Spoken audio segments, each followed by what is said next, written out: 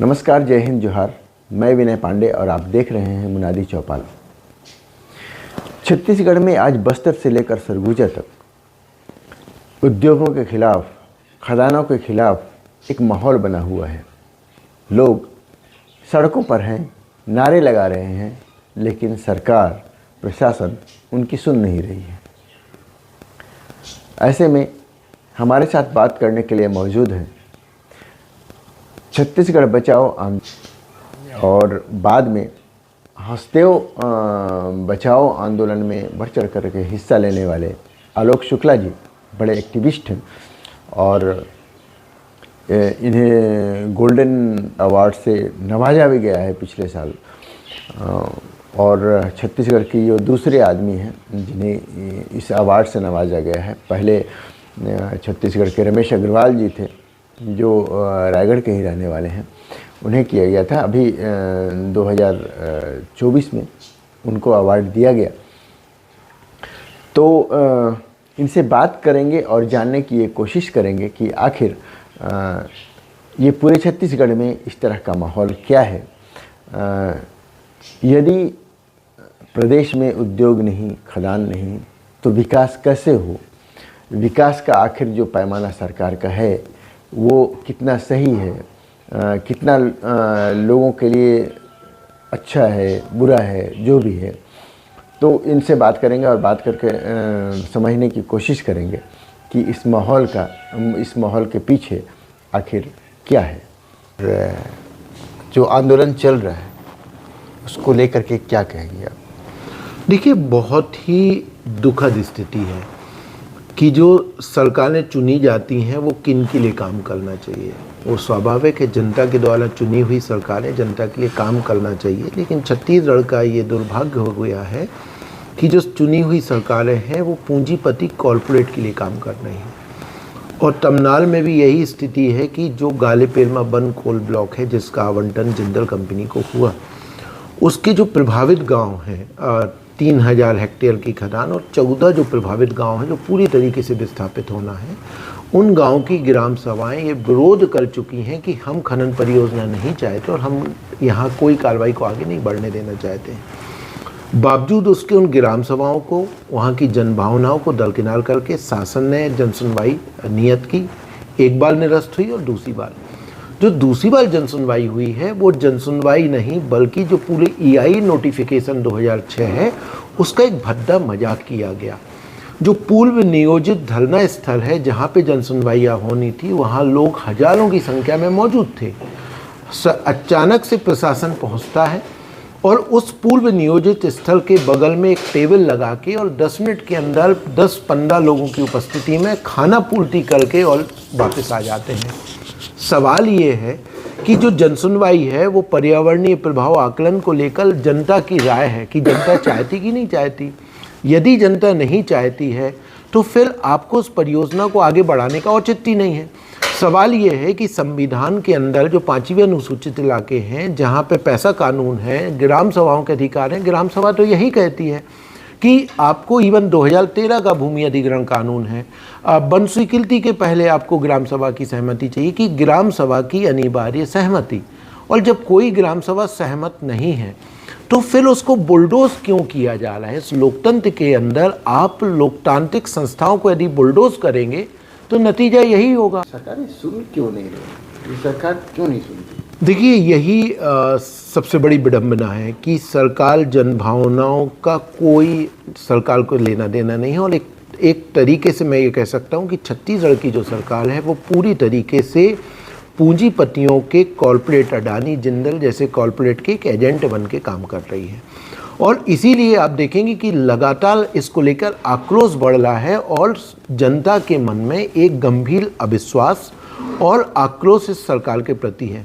पिछले 2 महीनों में आप देख रहे हैं, जो आपने नाम गिनाए, चाहे वो मैनपाट की बात हो, चाहे बस्तर की बात हो, अमेला खदान की बात हो, हसदेव हो, छुई खदान हो, धर्मजयगढ़ इलाका और यहाँ तक कि बस्तर के अंदर लोग जैसे ही पता चल रहा है कि कोई परियोजना आ रही है, लोग उसका विरोध कर रहे हैं बहुत साफ तौर पे। क्यों? क्योंकि लोग देख चुके हैं कि जहाँ जहाँ परियोजना स्थापित हैं उस परियोजनाओं से स्थानीय समुदाय का कोई भला नहीं हुआ, बल्कि परियोजनाओं के नाम पर लोगों के गांव, जंगल, जमीन, संसाधनों को छीना गया, पर्यावरण का विनाश किया गया और स्थानीय लोगों का उसका कोई लाभ नहीं। और आज ये स्थिति, और इसकी जिम्मेदार पूर्ण रूप से सरकार है। सरकार क्यों नहीं सुन रही है, यही सबका सवाल है कि क्या सरकार को द्वारा चुन के नहीं आना। या तो सरकार ये मानती है कि हम किसी भी हालत में हम वोट हासिल कर लेंगे, या तो ये परिस्थिति है, या फिर उनका मानना है कि ठीक है हम कॉर्पोरेट के लिए काम करेंगे, जनता से हमारा कोई लेना देना नहीं है। छत्तीसगढ़ के अंदर बहुत अजीब एक शून्यता की स्थिति बन चुकी है। क्यों ऐसा नहीं? जनता और सरकार के बीच का समन्वय कहाँ ठीक है? देखिए, मुझे लग रहा है कि जनता अपनी बात को बहुत अच्छे तरीके से रख रही है ना, और उसका उदाहरण हम हसदेव से देते हैं कि पिछले 15 सालों से लोग ये कह रहे हैं कि हसदेव के जंगल का विनाश नहीं होना चाहिए, क्योंकि यदि वो विनाश हुआ तो पर्यावरण, हसदेव नदी, बांगो बांध, मानव हाथी संघर्ष बढ़ेगा और उस जंगल को बचाने के निर्णय स्वयं जो है वो सरकारों ने लिए। और उस हसदेव को लेकर पूरे छत्तीसगढ़ और देश की भावनाएं हैं कि खदान नहीं होनी चाहिए। तो जनता अपनी बात को सामने रख रही है, उस बात को नज़रअंदाज कर रही है सरकार, वो जानबूझकर क्यों कर रही है, यही अपने आप में आज के समय बड़ा सवाल है। क्योंकि जो पूरा कॉर्पोरेट तंत्र है, हम ये मानते हैं कि इस देश के अंदर निश्चित तौर पर या पूरी दुनिया के अंदर जो कॉर्पोरेट है वो सत्ता को प्रभावित करता है। लेकिन भारत के अंदर ये पहली बार ऐसी स्थिति दिख रही है पिछले कुछ वर्षों में कि जो सत्ता है वो कॉर्पोरेट के द्वारा नियंत्रित हो रही है। और जिस हसदेव के अंदर ग्राम सभा फर्जी है, अनुसूचित जनजाति आयोग की रिपोर्ट आती, वो बोलती है कि ग्राम सभाएं फर्जी हैं, उसके बावजूद भी पुलिस भेजी जाती है और खदान खोदी जाती। अमेरा खदान, जहाँ पे इतना संघर्ष हुआ, अमेरा के अंदर ग्राम सभाओं के स्पष्ट रूप से विरोध हैं, बावजूद उसके लोगों ने मुआवजा नहीं लिया, फोर्स बेच के आप जमीनों को खाली करवा रहे हैं।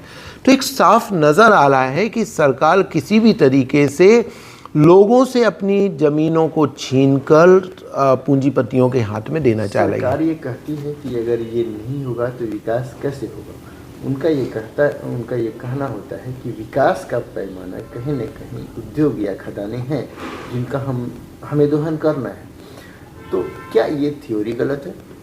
देखिए, निश्चित तौर पे सवाल आज के समय यही है कि विकास की अवधारणा पे हमें गंभीर सवाल उठाने पड़ेंगे। हम किस विकास की बात कर रहे हैं? आज रायगढ़ शहर में, मैं पिछले रायगढ़ में, आप पूरे ज़िले के अंदर घूम लीजिए, जिस पैमाने पे प्रदूषण की स्थिति है पूरे रायगढ़ के अंदर, आपको काली डस्ट के अलावा कुछ नहीं नज़र आ रहा है। छत्तीसगढ़ का कोई ऐसा शहर नहीं बचा है, चाहे वो कोलबा हो, चाहे वो बिलासपुर हो, चाहे वो रायपुर हो, जहाँ पे साफ हवा आपको मिले। सबसे प्रदूषित शहर हैं ये। पार्लियामेंट के अंदर 12 तारीख को एक रिपोर्ट प्रस्तुत होती है जिसमें वो ये कह रहे हैं कि खदानों के आसपास या माइनिंग के कारण लोगों के लंग्स बहुत गंभीर रूप से प्रभावित हो रहे हैं और कैंसर जैसी बीमारियां बढ़ रही हैं। तो सवाल, हम किस विकास की बात कर रहे हैं? क्या ये विकास जो विनाश के आधार पर टिका हुआ है? दूसरा जो सबसे बड़ा सवाल है कि विकल्प क्या है। निश्चित तौर पे आज पूरी दुनिया रिन्यूएबल एनर्जी की तरफ शिफ्ट हो रही है। भारत ने खुद ये कहा है कि 2030 में हमारी जो कुल एनर्जी बास्केट है उसका हम 50% जो है वैकल्पिक ऊर्जा रिन्यूएबल एनर्जी से लेके आएंगे और 2070 में नेट जीरो होना है। कोल की डिमांड आपकी धीरे कम हो रही है, ऑलरेडी आप बड़े पैमाने पे सोलर की तरफ बढ़ रहे हैं।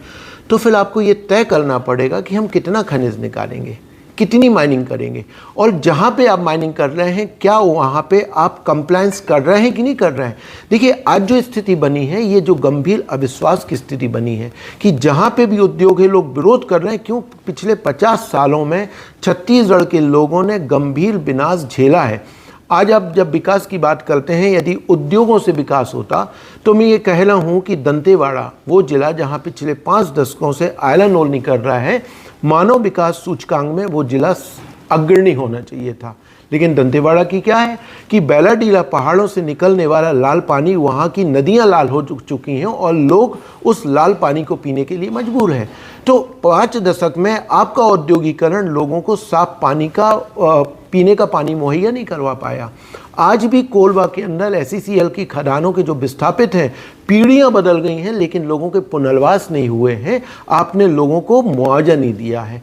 रायगढ़ शहर के अंदर आप देख लीजिए इस भयावहता, मुझे लग रहा है कि यदि औद्योगिकरण का भीभत्स चेहरा आपको देखना है तो आप रायगढ़ शहर में आके देख लीजिए, जहाँ पे आप एक यदि ऐसा निकल जाएंगे सफ़ेद शर्ट पहन के तो वो काली हो जाएगी। तो सवाल है कि ये विकास किस दिशा में है? ये निश्चित तौर पे विकास नहीं है, ये पूर्ण रूप से विनाश है।